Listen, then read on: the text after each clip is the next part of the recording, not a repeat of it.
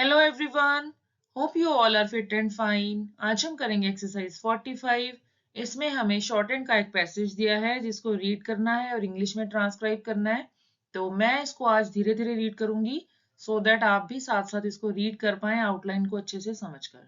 तो स्टार्ट करते हैं video. Dear sir, I believe you are proposing to buy some house property in Beverly. Full stop. If this is so, I shall be pleased to call and show you details of Waverly House and Crowther Grange, and other desirable houses which I wish you would look over. Full stop. If you will tell me just what you desire, I think I can suit you. Full stop.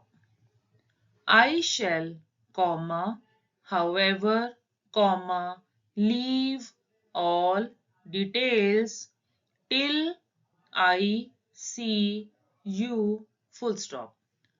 If it is largely a case of low price, as I gather it is, I know I can offer you value equal to any, and with early delivery of the premises, in all cases.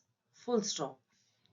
I specialize in valuation business, and this brings me into touch with just the right people for your purpose.